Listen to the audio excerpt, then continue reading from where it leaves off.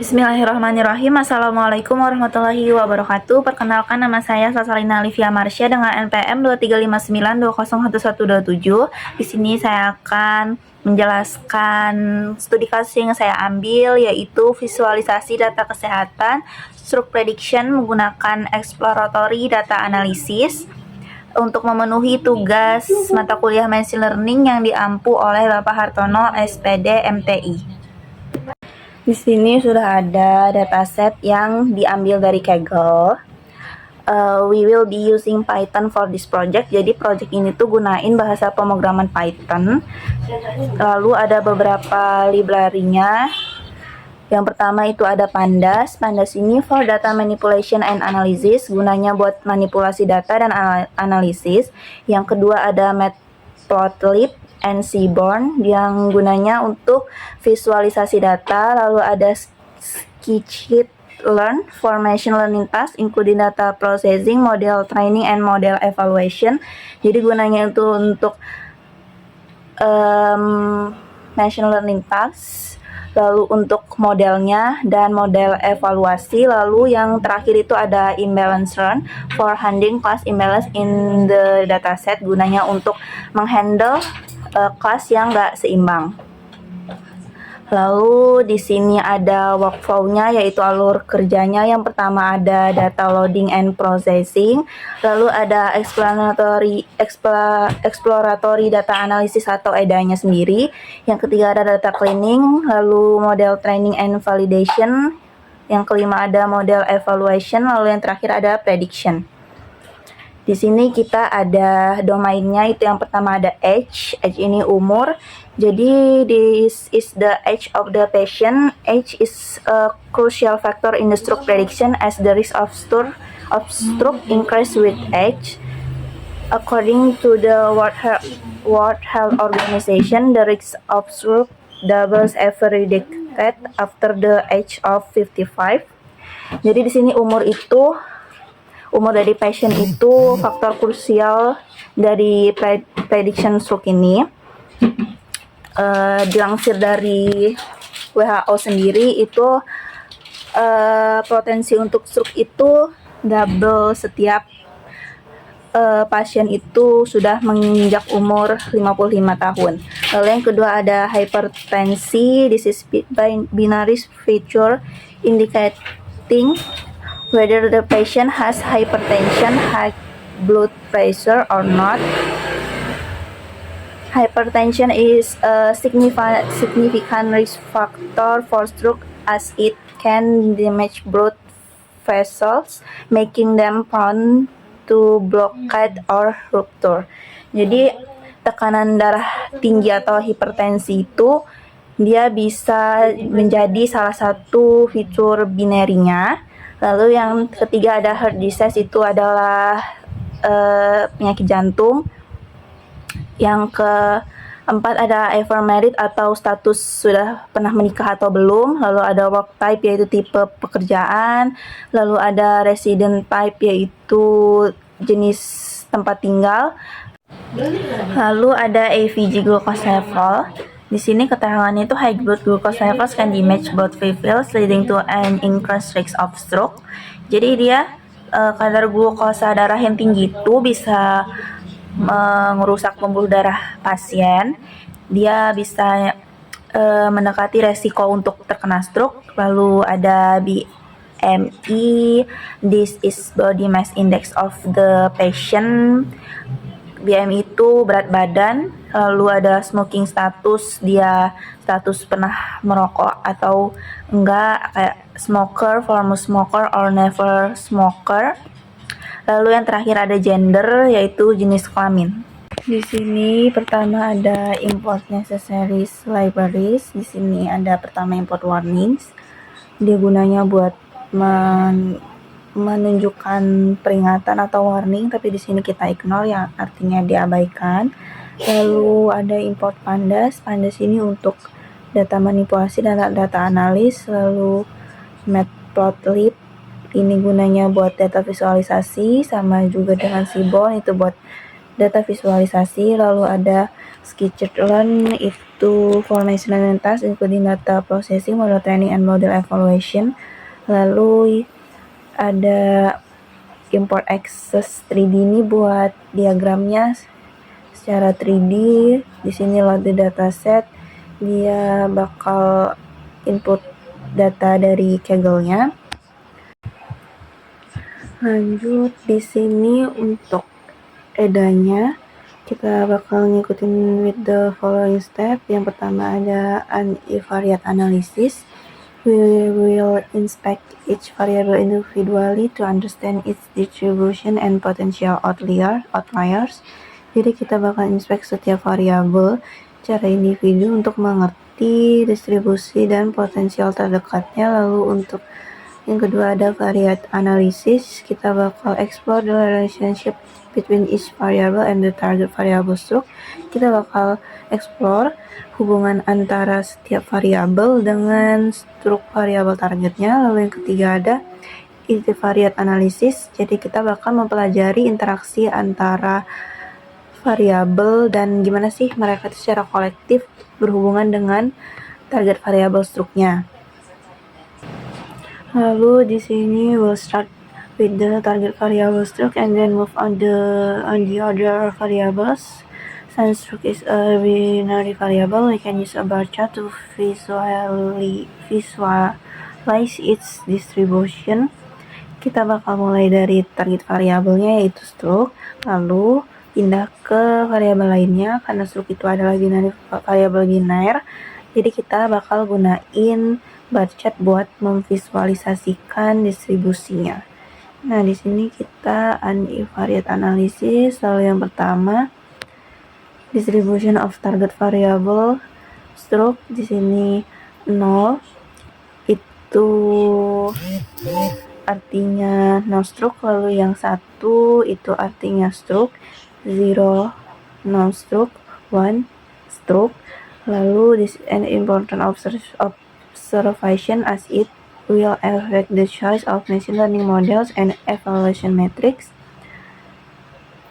Dia itu merupakan observasi yang sangat penting karena merupakan sebuah pilihan dari model machine learning dan evaluasi matriksnya. Lalu untuk next stepnya kita bakal pindah ke order variable. Lalu kita mulai dari categorical variable, ada gender, hypertension, heart disease, ever marriage, work type, residence type, and smoking status. Di sini categorical variables. Pertama kita list dulu categorical variablesnya. Ada gender, hypertension, heart disease, dan lain-lain. Lalu di sini plotting the bar plots, gunanya untuk plot barnya. Di sini for var subplot in zip categorical variable, axs pattern variable plus posisi buat subplot berpasangan kayak male sama female. Lalu hypertension itu dia kalau misalnya 0 itu berarti nggak kena, lalu 1 itu kena. Dan di sini SNS count plot, x sama dengan var, data sama dengan data, AX sama dengan subplot. Di sini dia gunanya untuk bikin grafik batang, count plot untuk tiap variabel kategorikal. Lalu for label in subplot get X strict label sambil set rotation 30, sumbunya itu sebesar 30 derajat. Nah, di sini kita lihat untuk gender, untuk laki-lakinya datanya sekitar 2000 ke atas, lalu untuk female, untuk perempuan itu sekitar 3000. Lalu selanjutnya untuk hypertension, di sini 0 atau 0 itu berarti dia tandanya nggak kena, pasien yang nggak kena hipertensi itu ada sekitar kurang lebih 400 ke atas atau 5000 kurang. Lalu untuk pasien yang kena hipertensi itu sekitar 500 pasien. Untuk heart disease atau penyakit jantung itu pasien yang nggak kena penyakit jantung sekitar mendekati angka 5000. Lalu untuk yang tidak terkena itu sangat dikit, mungkin sekitar 20 atau 10 mungkin. Lalu untuk pasien yang sudah pernah menikah, di sini datanya sekitar 3.000 lebih. Lalu untuk yang belum pernah menikah itu sekitar 1.500 ke atas atau kurang dari 2.000. Untuk work type di sini untuk private itu ada sekitar mendekati angka 3.000. Untuk employed artinya wira swasta itu sekitar mendekati angka 1.000, di atas 500. Untuk job pemerintah, pekerja pemerintah yang bekerja di pemerintahan itu sekitar 500 ke atas. Untuk children atau anak-anak itu sekitar 500 ke atas, tapi lebih banyak dari job ini. Lalu untuk resident type di sini untuk pasien yang tinggal di perkotaan itu sekitar 2.500 ke atas, sedangkan pasien yang tinggal di perdesaan itu 2.500 pas. Untuk smoking status, formerly smoke yang artinya dulunya pernah merokok itu sekitar mendekati angka 1.000. Untuk pasien yang tidak pernah merokok itu paling tinggi di sini sekitar 1.750 ke atas. Untuk smokers atau perokok itu mendekati di atas 750. Untuk pasien yang tidak diketahui itu sekitar 1.500. Lalu di sini ada interpretation of results. Yang pertama itu tadi dari gendernya. There are more female than male patient and a very small number of patient identify as other. Berarti di sini tuh lebih banyak pasien yang yang perempuan daripada pasien laki-laki. Lalu untuk hypertension, the majority of patient don't have hypertension, yang artinya mayoritas dari pasien itu dia nggak punya penyakit hipertensi. Untuk heart disease, the majority of patient don't have heart disease, yang berarti sama juga mayoritas dari pasien itu nggak punya penyakit jantung. Lalu untuk ever married, most of the patient have been married at least once, yang berarti kebanyakan pasien itu mereka pernah menikah seenggaknya sekali. Untuk work type di sini most of the patient are in private work category. Di sini kita lihat kalau misalnya pasien itu kebanyakan memiliki pekerjaan yang private, dan ada juga untuk jumlah signifikan untuk pekerjaan lainnya. Lalu untuk resident type, the number of patients living in urban and rural areas is almost equal, yang artinya hampir seimbang antara resident type ini.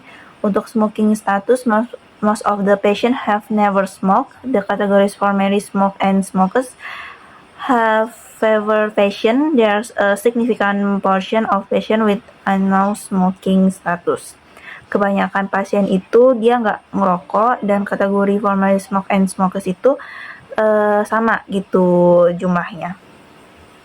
Lalu untuk lanjut ke next step, kita let's look at the distribution of the continuous variable, yang variabel umur, kadar glukosa, dan berat badan. We'll use histogram and blog post for this. Di sini list of continuous variables-nya. Kita lanjut ke continuous variables. Di sini list dari continuous variables-nya ada age, AVG glucose level, dan BMI. Di sini for the histogram for continuous variables, satu baris itu kita muat 3 kolom. Lalu for subplot in the continuous slice variables, AXS, flatten, SNS, his plot. Di sini tambahin kurva halus atau kernel density estimation untuk lihat pola distribusi data. Lalu selanjutnya kita plot the box plot for continuous variables. Langsung saja kita lihat di sini untuk umur, untuk AVG glucose level, untuk BMI. Nah, di sini yang box plotnya sudah ada juga. Lalu kita lihat untuk hasilnya. Di sini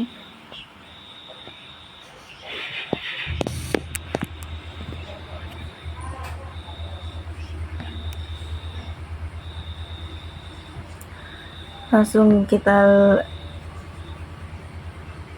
lihat.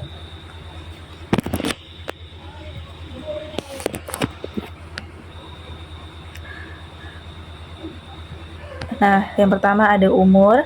The age of the patient varies from young to old, with the majority of patients being in the range of 40 to 80 years. Jadi mayoritas pasien itu dia berada di antara umur 40 dan 80 di sini. Range tertingginya itu umur 40 sampai dengan umur 80.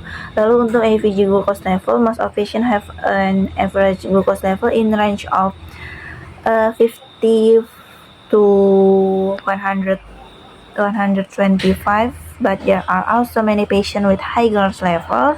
The distribution is right skewed. Di sini banyakkan pasien itu dia sekitar kadar glukosanya itu range-nya itu dari 50 sampai dengan 125 sampai dengan 125. Lalu untuk BMI-nya, the majority of patients have a BMI in range of 20 to 40 di sini, which is considered normal to overweight. There are some outliers with extremely high BMI values, termasuk berat badan yang normal berkisar antara 20 sampai 40. Di sini untuk bald spot-nya, di sini kita lihat kan tadi untuk age atau umur itu dia berkisar dari umur 40 sampai 80.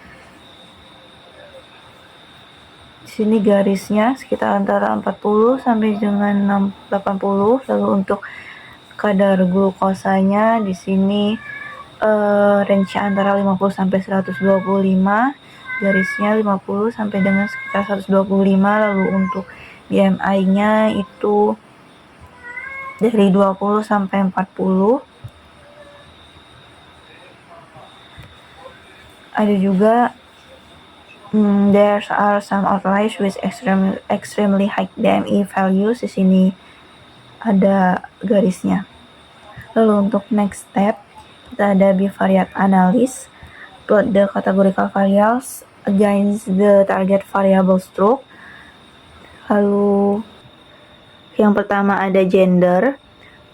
Untuk warna biru itu 0, yang berarti dia nggak kena penyakit stroke. Lalu untuk yang orange atau kuning ini dia 1, yang berarti terkena penyakit stroke. Tapi kita di sini fokus ke warna orange-nya atau kuningnya saja. Yang pertama ada gender. Both males and females have a similar proportion of stroke case, with males having slightly more.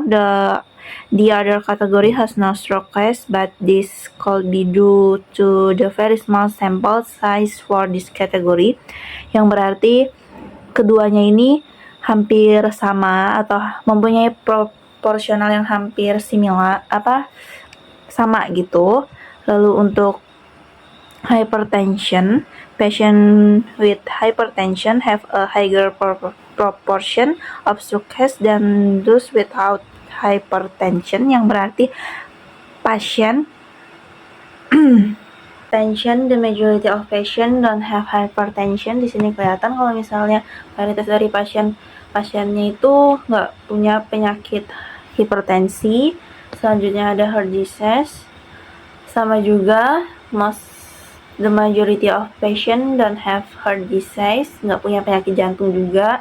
Lalu untuk diagram ever married, most of the patients have been married at least once.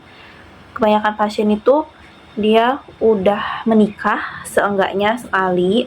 Selanjutnya ada work type. Di sini most of the patient are in the private work category, yang artinya lebih banyak pasien itu dia pekerjaannya di privat, tidak diberitahu. Lalu selanjutnya untuk smoking status, di sini yang lebih banyak itu adalah pasien yang nggak pernah ngerokok. Satu lagi untuk resident types-nya di sini the proportion of stroke case is almost equal for both urban and rural, yang berarti proporsi antara pasien yang tinggal di kota dan di desa itu hampir sama. Selanjutnya ada untuk plot the continuous variable against the target variable stroke. Di sini for fast subplot in zip continuous slice variable dan SNS violin plot X sama dengan data stroke, Y sama dengan data var, AX subplot, loop semua variabel continue, H, AVG glucose, level sama BMI-nya. Nah, SNS Violin ini untuk dia mirip blockspot tapi ada tambahan distribusi bentuknya itu kayak biola. Lalu untuk X sama dengan data, X data stroke ini sumbu X itu dia pakai target 0 atau 1. Lalu untuk Y sama dengan data, var sumbu Y pakai nilai variabel continue, AX sama dengan subplot itu ditaruh di grafik subplot yang sesuai. Di sini ada hasil dari diagramnya untuk stroke. Di sini hasilnya. Yang pertama itu age, umur. Stroke case are more common in older patient. The median age of stroke patient appears to be higher than that of non-stroke patient. Yang artinya stroke di sini tuh dia lebih banyak datang ke pasien yang lebih berumur. Lalu untuk AVG glucose levelnya itu di sini stroke patient seems to have a higher average glucose level than non-stroke patient. There is a wider distribution of glucose levels among stroke patient, yang berarti pasien stroke itu terlihat memiliki kadar gula yang tinggi daripada pasien yang tidak menderita stroke. Lalu untuk BMI atau berat badannya, the BMI distribution for stroke and non-stroke patient are quite similar, yang artinya sama, tidak hampir jauh beda, suggesting that BMI might not be a strong predictor for stroke. Dan selanjutnya di sini ada multivariate analysis. Kita reload ulang the original dataset dari Kaggle-nya, lalu select categorical columns, apply one hot encoding to the categorical columns.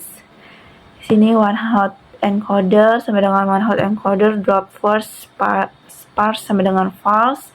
Lalu convert the one hot encode array into a data frame, drop the original categorical columns from the dataset.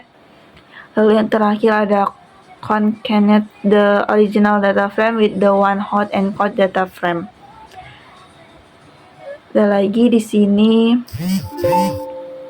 dia compute the correlation matrix for the one hot encode data, lalu plot the heat map for the entire correction matrix. Di sini untuk cannot false itu artinya and not false itu dia nggak menampilkan angka korelasi dalam kotak biar nggak penuh sesak kalau datanya banyak.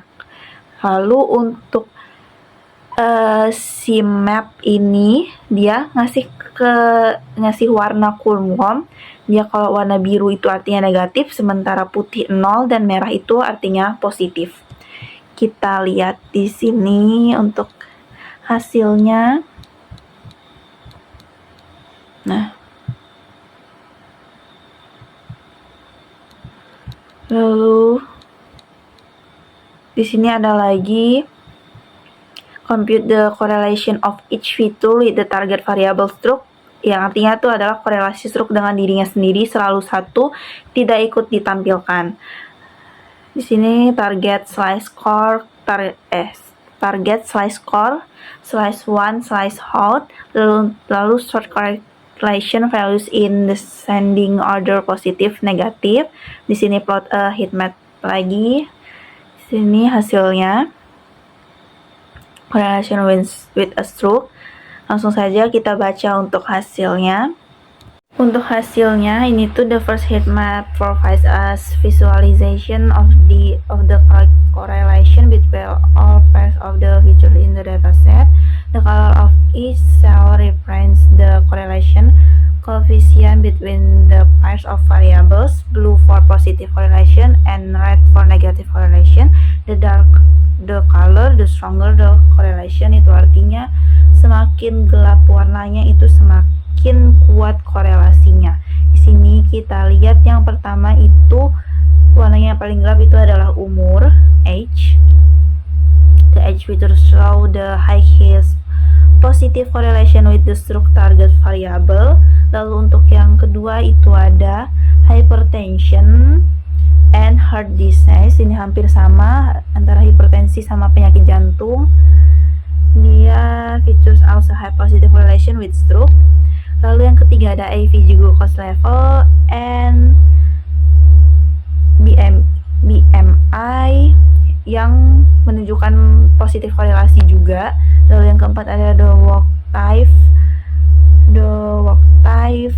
and gender. Gendernya di sini itu adalah laki-laki, sementara walk type-nya di sini adalah wira swasta, yang feature show positive correlation indicating that self-employed individuals and males might be more likely to have a stroke dan lainnya. Dan on the other hand, features such as work type children and residence type urban show negative correlation with stroke, suggesting that this factor might be associated with a lower likelihood of having a stroke. Lalu selanjutnya box plot of age, fish work type, box plot of AVG glucose level, fish smoking status, dan BMI fish gender. Sini kita lihat hasilnya. Nah, di sini juga ada dia tadi correlation with stroke-nya, one hot and cold datanya. Seperti yang tadi sudah dibilang, kalau misalnya umur itu sangat show the highest positive correlation with the stroke. Lalu yang kedua ada heart disease, lalu AVG glucose level dan lainnya. Selanjutnya di sini age, fish work type. Untuk warna hijau kebiruan itu 0, sementara biru itu 1. Kita langsung baca artinya. Age, fish work types, older people, particularly those who are self-employed in private job, seem to have a higher incidence of stroke. The median age of stroke patient is highest in the self-employed category. For children, stroke cases are very rare. Di sini kita lihat kalau yang dia pekerjaan private itu mempengaruhi lumayan banyak.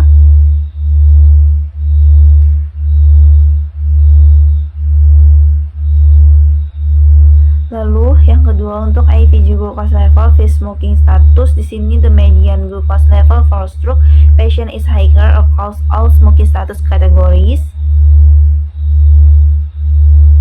Lalu yang terakhir BMI fish gender. The BMI distributions for males and females are quite similar, yang artinya hampir sama. The incidence of stroke doesn't seem to vary significantly with BMI within each gender. Lalu untuk selanjutnya di sini subset the data for the pie plot, convert stroke to a categorical variable, generate the pie plot. Di sini kita langsung interpretation of resultnya. H fish AVG glucose level. There's no clear relationship between age and AVG glucose level. However, stroke patient tend to be older and have higher glucose level.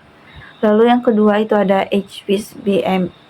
There's no clear relationship, hampir sama-sama yang pertama, with age and BMI. Stroke patient tend to be older but their BMI doesn't differ significantly from non-stroke patient. Lalu untuk yang ketiga ada average glucose level vs BMI. There's no clear relationship between average glucose level and BMI. However, stroke patients tend to have higher glucose level regardless of their BMI. Jadi di sini they confirm all earlier findings from the univariate analysis. Stroke patient tend to be older and have higher glucose level. Sama seperti temuan yang pertama tadi, kalau misalnya pasien stroke itu dia cenderung lebih tua umurnya dan juga memiliki kadar glukosa darah yang tinggi. Selanjutnya, create a color map for the stroke variable. Create a 3D scatter plot. Sini hasilnya untuk average glucose level, the 3D average glucose level, age, age, and BMI. Di sini hasilnya itu interact with each other with respect to the stroke status. The points are close based on whether a patient had a stroke, red or not, blue. Stroke patient red points, titik merah, generally tend to be older and have higher glucose level, which is consistent with our earlier findings. And BMI doesn't appear to differentiate stroke patient from non-stroke patient, as there is significant overlap in the BMI values of both groups. The concludes our advanced visual exploratory data analysis. Kita lanjut ke step selanjutnya, ada untuk exploratory data analysis hasilnya. Di sini the target variable stroke is highly imbalanced with far more instances of class 0 non-stroke than class 1, class 0 non-stroke than class 1 stroke. This is an important observation as it will affect the choice of machine learning model and evaluation metrics. Langsung saja kita lanjut ke data cleaningnya. Following step, yang pertama ada check for and handle missing values. Selanjutnya check for and handle duplicates, check for and handle outliers, convert categorical variables, support data, and last check for and handle incorrect values. Pertama missing values, yang pertama load the load data dari Kaggle-nya, lalu check for missing values. Di sini terlihat kalau ID, gender, age, dan lain-lain, the BMI column has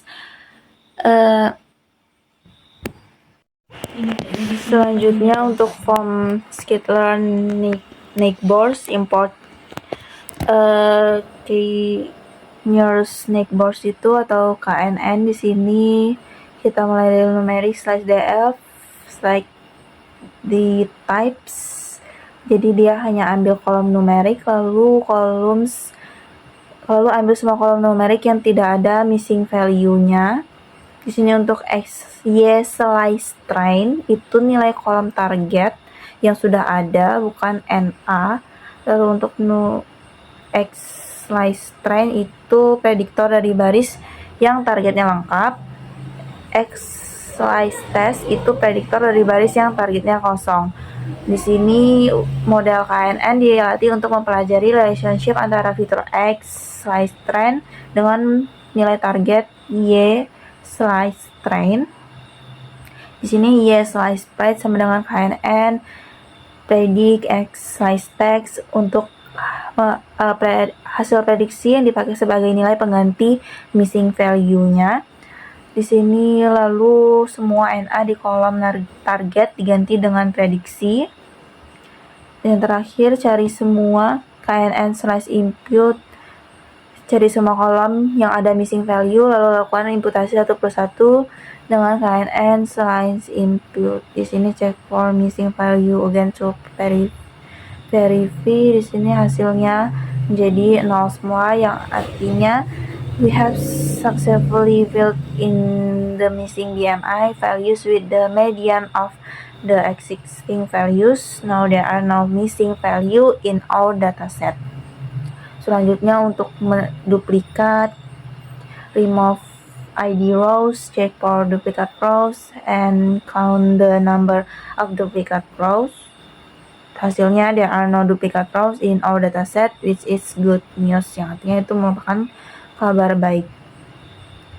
Langsung saja untuk outliers, define a function to calculate the number of outliers using the IQR method. Di sini Q1 sama dengan kolom kuantil 0,25, Q3 kolom kuantil 0,75. Data yang lebih kecil dari lower bound atau lebih besar dari upper bound dianggap outlier. Lalu untuk check what outliers in H, IVG glucose level and BMI. Di sini lalu simpan jumlah outlier dalam dictionary, sudah tersimpan. H0 IVG glucose level 627, BMI-nya 117. Lalu selanjutnya log transformation. Apply log transformation, check for outliers in IVG glucose level, BMI. After transformation, list of continuous variable. Ini continuous variabelnya ada 2, IVG glucose level dan BMI. Lalu plot the histogram for continuous variable. Di sini bentuk distribusi setelah log transformasi. Kalau distribusinya sudah lebih simetris mendekati normal, itu berarti transformasinya berhasil. Nah, garis KDE atau kernel density estimation membantu melihat bentuk distribusi. Selanjutnya di sini blockspot itu dia untuk visualisasi outlier dan seterusnya. Di sini kita lihat. Langsung saja kita bacakan hasilnya. The log transformation has reduced the number of outliers in the IVG glucose level and BMI columns. The IVG glucose level columns has di sini kita lihat datanya overhead 80 dan BMI-nya ada 73.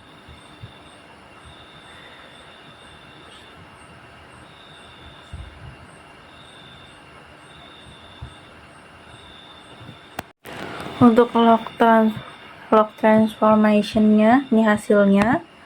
Lalu kita lanjutkan, ini ada bagian encoding. Selanjutnya untuk data cleansing recap-nya, we have performed the following data cleansing steps on our dataset. Yang pertama ada handle missing values, lalu check for and found no duplicate rows, identified and reduce the impact of outliers, check for unexpected categories in categorical variable, convert categorical variable to numeric, check for incorrect values in binary columns and found none. Lalu di sini ada data preparation. Ada fitur importance-nya. Ini untuk import modelnya. Di sini langsung saja kita bacakan. The features are ordered by their importance with IVG glucose level, HbMA being the top 3 most important features. Jadi ada 3 fitur. Teratas ada kadar glukosa, ada umur, dan ada berat badan.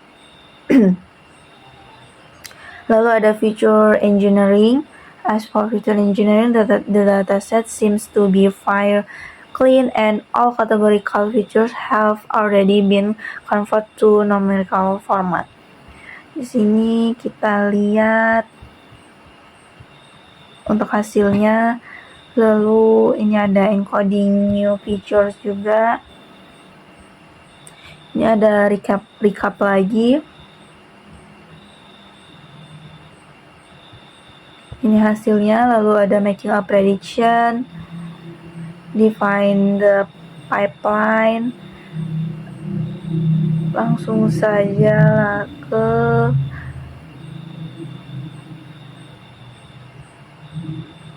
apply.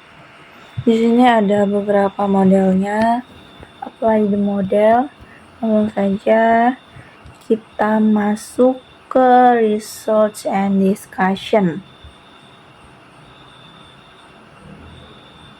Yang pertama itu models overall accuracy was, jadi overall akurasinya itu sekitar 85% of patient in the test set. However, considering the class imbalance in dataset, accuracy might not be best measure of model performance. Lalu di sini ada based on the analysis and the code that has been executed. This dataset consists of, jumlah datanya itu ada 5110 data points dan 12 atribut. Sebelum kita hapus ID, kolom ID dan analis and the build model predicting the struct variable using other features indicate that this dataset is used for a supervised learning task, specifically a binary classification problem predicting whether a person will have a stroke or not. Demikian penjelasan yang dapat saya sampaikan, kurang dan lebihnya mohon dimaafkan. Terima kasih. Wassalamualaikum warahmatullahi wabarakatuh.